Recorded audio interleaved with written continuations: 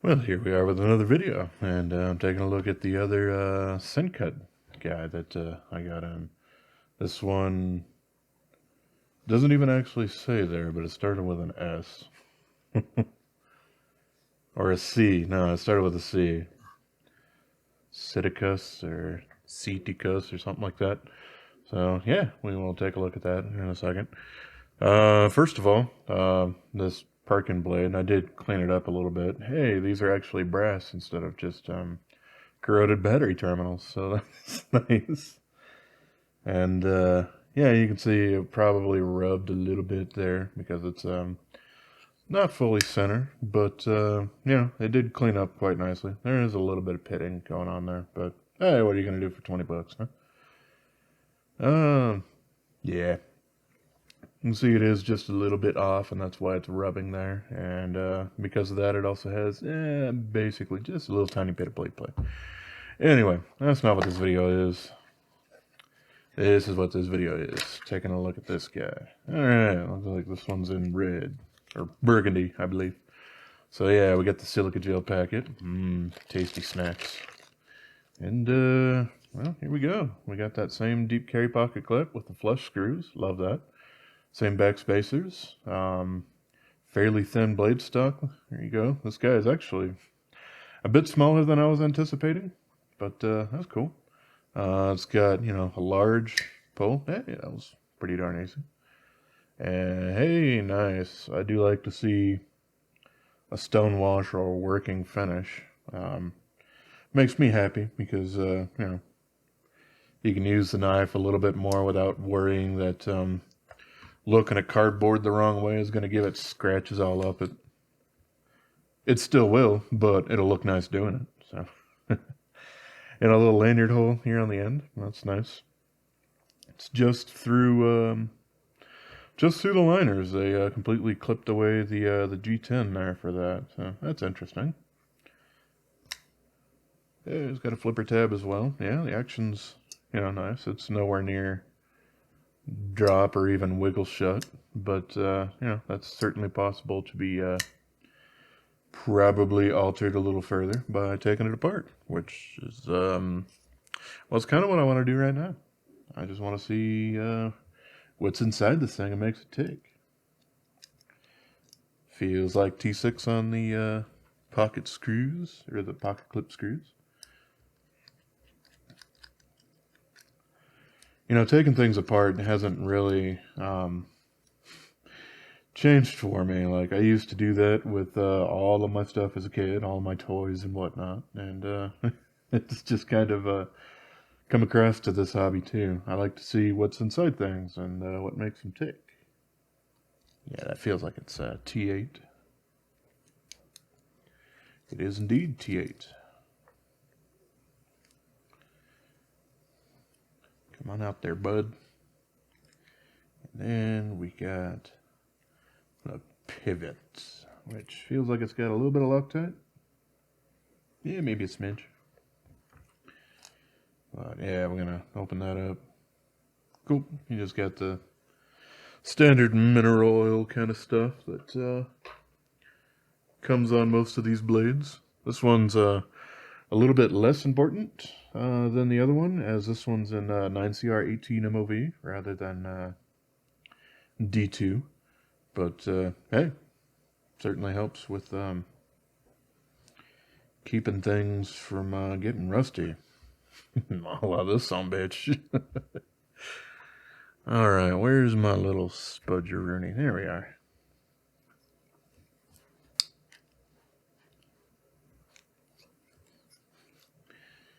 This one, just like the other guy, is actually a little challenging to get open, just mostly due to it hanging on to barrel spacers and whatnot. And in this case, the pivot is holding on even more. There we go. Alright, yeah, so we still got those brass caged ceramic bearings. That's neat. And yeah, they aggressively weight relieved this side right here, which is pretty darn cool. I do like to see that. And the steel on these things are actually pretty cool too. A lot of times I'll see stone washing on these things, which I'm perfectly fine with. But yeah, they chose kind of a high polish, certainly not a mirror, but high polish finish. We got a little bit of weight relieving there, and then just like the other one that I was saying, this is technically for weight relieving, as you know, you can see it's not the full way around. But yeah, we got ceramic bearing as well. So yeah, super simple little knife. I suppose I should toss him back together, or her. I don't know. Don't particularly care one way or the other which gender something might or might not be. I know. What about the only one that I think has a huge tradition outside of the romantic languages that everything has a gender would be boats, if I remember it. They always have to be a her. But whatever. So yeah, it is kind of a little bit of a snug fit between getting the barrel spacers fit back in there as well as the pivot. It's proving to be just a little bit difficult. But, you know, should go back together rather easily once, you know, I get all of those actually aligned.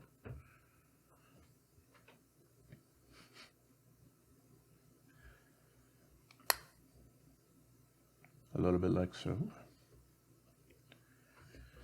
And yeah, I do like to clean out a little bit of the mineral oil that comes on a lot of these guys. If I'm worried at all about the steel on the inside, I will kind of douse them down in a Tough Glide or whatever. But unless I'm really dealing with a super cheap and knife that I'm not super familiar with, then yeah, then I will do that. But otherwise, you know, I mean, this came from Civivi / we, so you know, they do a pretty good job with their materials in general. I mean, obviously this is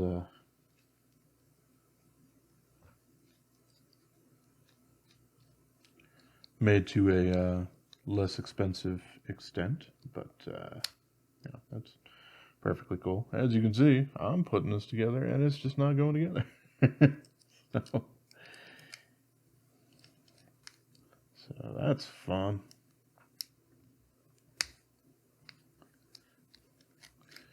Yeah, so these guys are a little bit more difficult to put back together than a lot of other knife company stuff. I think I will start, instead of with the clip, I will go towards this barrel spacer here, just to properly clamp things down. And that's not even really aligning correctly. Yeah, you can see that's just completely off. All right. Fun stuff. Fun stuff.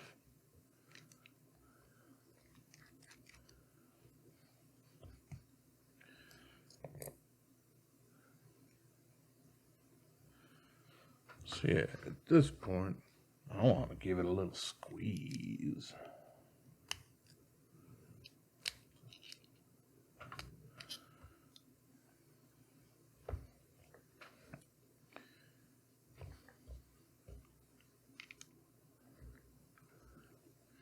All right. So that looks a lot more like what's supposed to happen.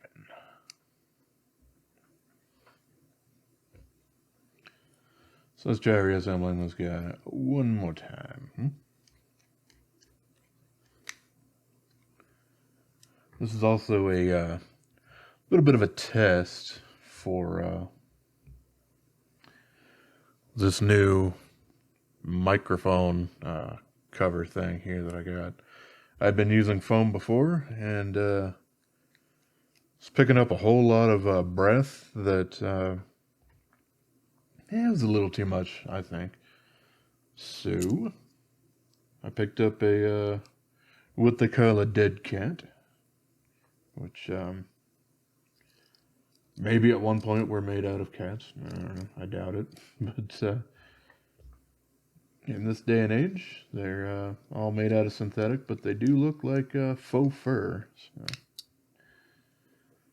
hopefully that will cut down a little bit on the breathing. I think also adding the compression to my vocal track is probably also adding to that breath just a little tiny bit. But, well, alrighty. We got this guy back together. I do like the extended pull here. It makes it actually really easy to open them with the thumbs.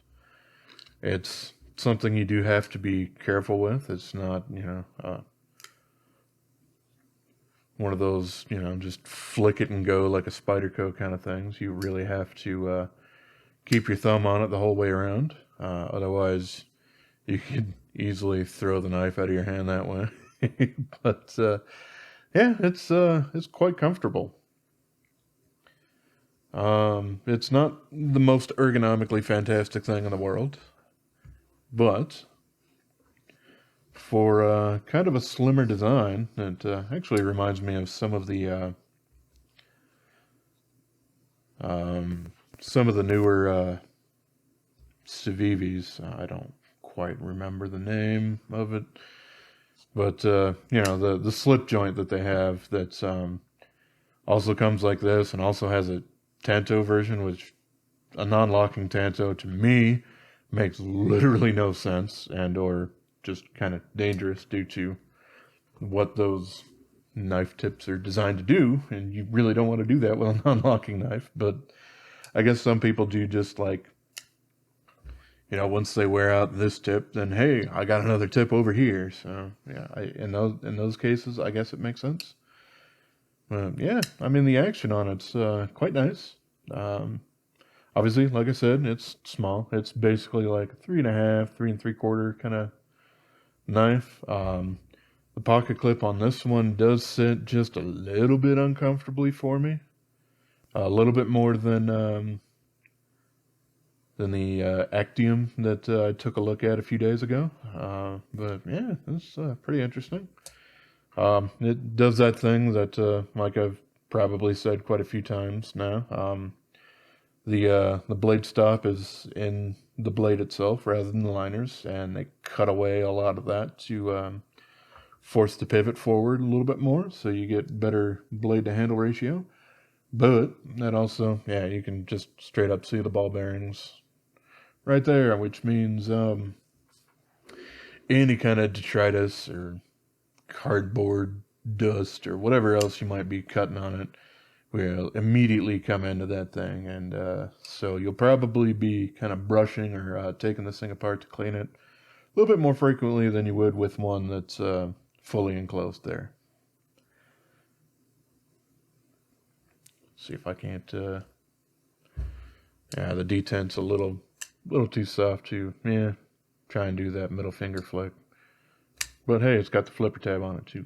So yeah, it's another neat little guy.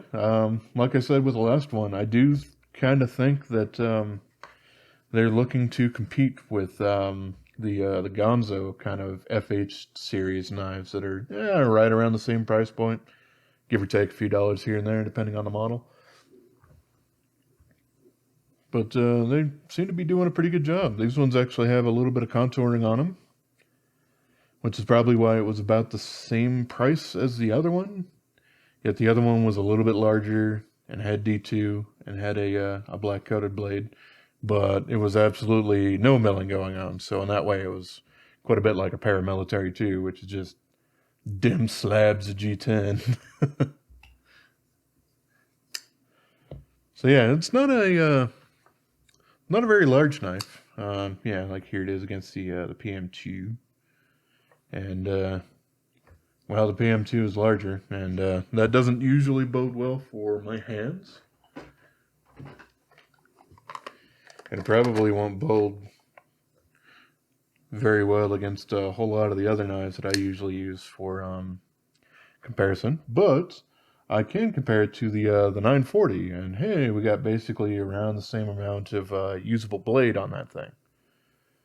The 940's handle is just a little bit larger, but that's quite all right. It's a very nice, slim profile. So yeah, I really don't mind that thing at all for the what was it, $25 or $30 that I think I spent on these guys. I do like to see a lot more options and a really affordable tool like this. You know, a lot of us enthusiasts here really love the higher end kind of knives. But from working in a retail knife shop for many years in the past, I can honestly say a lot of the people who are out there doing a lot of jobs that use knives day in and day out, for one, a lot of them don't pick up any of the knife sharpening skills, and they kind of pit the quality of a knife on how long it stayed sharp, or before they broke the tip off trying to use it as a screwdriver or pry bar or whatnot. And they're usually looking, because they're thinking of it as a tool rather than a fidget toy or a piece of jewelry or whatever. They're usually looking for them at a cheap price, and this fits the bill. This probably isn't the perfect model for construction, but it still kind of fits that bill as far as the quality. That's fantastic for the price that you're actually paying for them compared to any of those gas station knives, M-Tech or Fury cutlery or any of that sort of stuff. So yeah, I do really appreciate a little bit more competition in this price range, along with Gonzo, who seems to be kind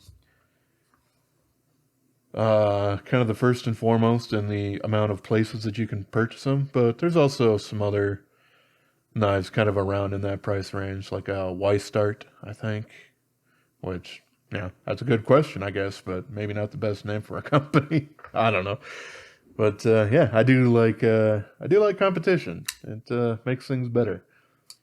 It'll probably also, by the time that I can finally pick up an NVIDIA RTX 3080 video card, the price might have come down a little bit because AMD is actually competitive with it. So, I do like me some competition. All right. Anyway, I've rambled on a lot. I do like this guy quite a bit, though. Yeah, it does have that rustic kind of look. So, not exactly the most gentlemanly finish, I could say, on the blade. But it's nice. It's slicey. At least it certainly looks that way. How about, instead of me bouncing real quick, as always, all of these specs that I'm about to figure out here, they're going to be down in the description, so you can take a look there. I also don't throw any Amazon links or affiliate codes or anything because, well, for one, I don't have anywhere near the amount of viewers, but two, I'm doing this for fun. I'm not trying to do it necessarily for monetary gain. However, if somebody wants to reach out, like a manufacturer or something like that, to throw a knife to me for a review or whatnot, then I'm happy to do that. But yeah, this guy is coming in right around like 3.4 inches, 3.35, somewhere right around there. And let's see, let's get my little weighing device. Start on ounces. And yeah, just a smidge over 2.5 ounces, 2.51, which is also 71.2 grams. So cool. Nice lightweight, obviously.